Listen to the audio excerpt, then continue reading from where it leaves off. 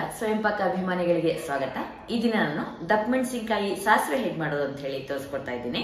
ಬೇಕಾಗುವ ಪದಾರ್ಥಗಳು: ದಪ್ಪ ಮೆಣಸಿನಕಾಯಿ ಒಂದು ಇಟ್ಕೊಂಡಿದ್ದೀನಿ, ನಾನು ಸಣ್ಣದಾಗಿ ಹೆಚ್ಚಿಟ್ಕೊಂಡಿದ್ದೀನಿ.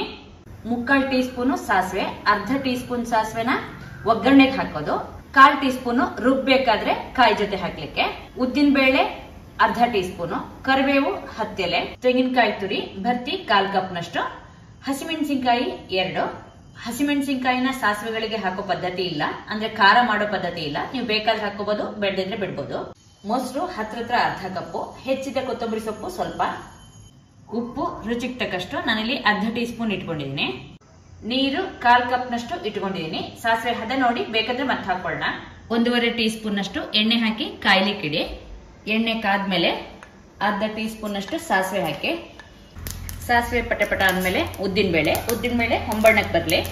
ಉದ್ದಿನ ಬೇಳೆ ಹೊಂಬಣ್ಣಕ್ಕೆ ಬಂದ್ಮೇಲೆ ಕರಿಬೇವನ್ನ ಸ್ವಲ್ಪ ಮುರಿದ್ಬಿಟ್ಟು ಹಾಕಿ, ಹಾಗೆ ಹೆಚ್ಚಿದ ದೊಡ್ಡ ಮೆಣಸಿನಕಾಯಿನ ಹಾಕಿ ಮಧ್ಯ ಹುರಿತಾ ಮೆತ್ತಗಾಗೋವರೆಗೂ ದಪ್ಪ ಮೆಣಸಿನಕಾಯಿನ ಬೇಯಿಸ್ಕೊಳ್ಳೋಣ. ದಪ್ಪ ಮೆಣಸಿನಕಾಯಿನ ಮೆತ್ತಗಾಗೋವರೆಗೆ ಹುರಿದಿದ್ದೀನಿ. ಸ್ಟವ್ ಆಫ್ ಮಾಡೋಣ. ಮಿಕ್ಸರ್ ಜಾರ್ಗೆ ಸಾಸಿವೆ, ಹಸಿಮೆಣಸಿನಕಾಯಿ ಹಾಗೆ ತೆಂಗಿನ ತುರಿ ಹಾಕಿ ಸಣ್ಣಕ್ಕೆ ರುಬ್ಕೊಳ್ಳೋಣ. ನೀರ್ ಹಾಕ್ತೆ ನಾನು ಒಮ್ಮೆ ರುಬ್ಬಿದೆ, ಈಗ ನೀರ್ ಹಾಕ್ಬಿಟ್ಟು ಸಣ್ಣಕ್ಕೆ ರುಬ್ಕೊಳ್ಳೋಣ. ಹುರಿದ ದಪ್ಪ ಮೆಣಸಿನಕಾಯಿ ತಣ್ಣಗಾದ್ಮೇಲೆ ಅದಕ್ಕೆ ಸಣ್ಣಕ್ಕೆ ರುಬ್ಬಿದ ಕಾಯಿ ಸಾಸಿವೆನ ಹಾಕೋಣ. ಮಿಕ್ಸರ್ ಜಾರ್ಗೆ ಸ್ವಲ್ಪ ನೀರು ಹಾಕಿ ಅದರಲ್ಲಿ ಇದನ್ನು ಹಾಕಿದ್ದೀನಿ. ಹಾಗೆ ಮೊಸರು ಹಾಕೊಳ್ಳೋಣ.